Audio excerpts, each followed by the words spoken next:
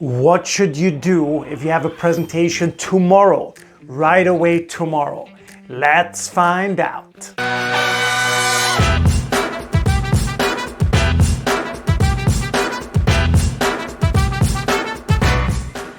By the way, if you're new here, make sure to hit that subscribe button.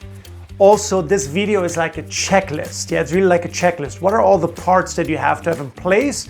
And if not, how can you quickly improve them?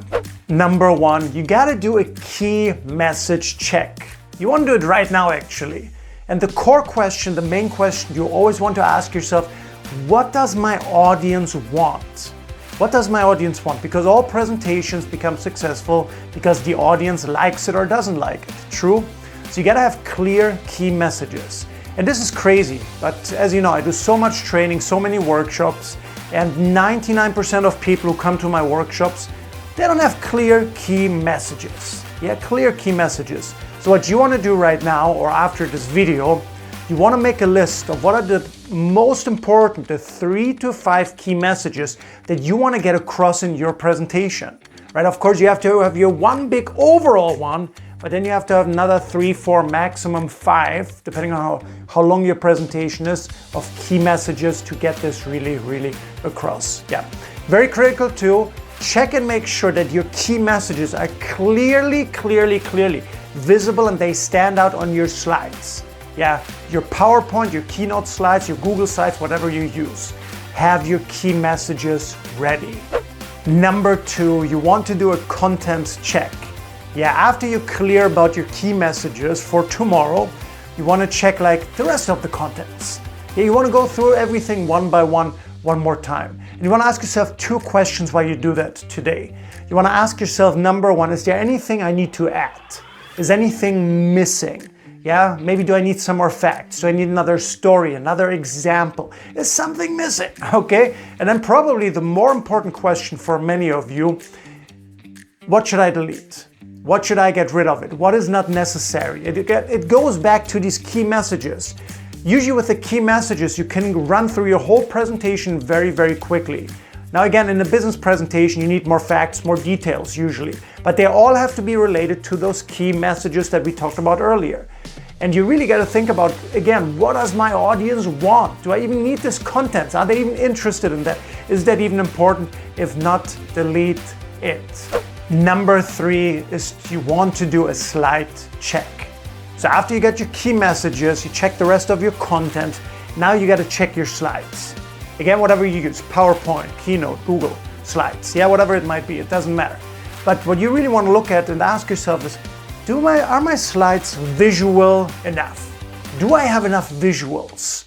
And you want to have a good ratio there because a lot of, especially in business, we tend to give too many presentations with too many words, too many facts. Only, yeah? So all the slides are crammed with facts, are crammed with numbers, are crammed with words, and you can't do that. A presentation is a balance of a logical side and an emotional side. The visuals, the pictures, the photos, the graphs, whatever it might be, they give you that visual side. They create that emotion. To give a great presentation tomorrow, you have to have a bit of a balance. Minimum, you want to have 25-30% of visuals, yeah? So check it right now. Number 4, you have to lock in these first 60 seconds of your presentation. Yeah, this is when presenters are usually the most nervous. And these are the most critical ones because this is when the audience decides you're either gonna be boring or you're gonna be interesting. You gotta be interesting. Yeah, you gotta have these first 60 seconds nailed down. If you make some mistakes later, that's okay. Everybody does it. It even happens to seasoned pros, it's okay. But the first 60 seconds you have to have down. You gotta have a great start. So critical. And don't worry, you will be nervous. That is okay, that is part of the game. But especially these first 60 seconds, you want to rehearse over and over again. So you start strong, the audience has a great first impression of you, and that will set the tone for the rest of your presentation. Number 5 is you really got to stand up and you got to rehearse. You got to rehearse. You know how most people rehearse, and it's the worst thing? They open their laptop, they scroll through it, they read everything, and then good job. It's terrible, okay? Don't get me wrong, reading, memorizing what you're gonna say is good. but it never, ever, ever beats actually getting up, giving the presentation, getting a sense for the speed, getting a sense for how you're gonna emphasize certain things, your tone of voice. You gotta feel the words. Again, a presentation is not just a logical thing. There's a lot of emotion involved with the great, great presenters. And you wanna become one, so start with that.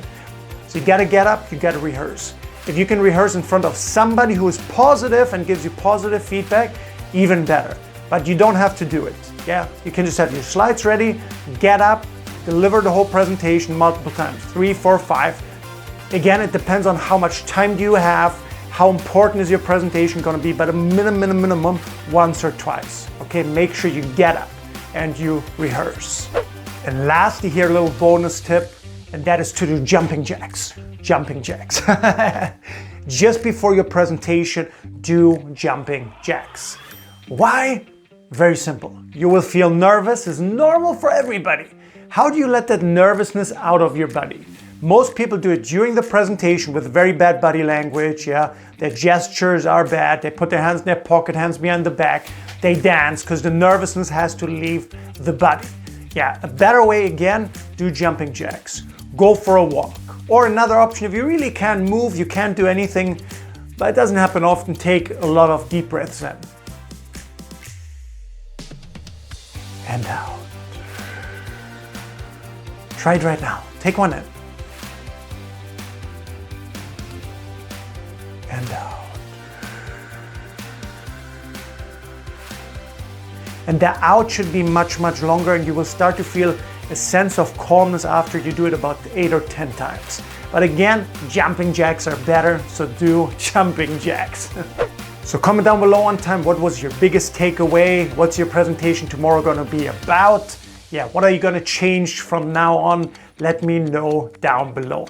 Again, if you haven't done it yet, hit that subscribe button, give this video a thumbs up if you liked it, and most importantly, I really look forward to seeing you for the next video.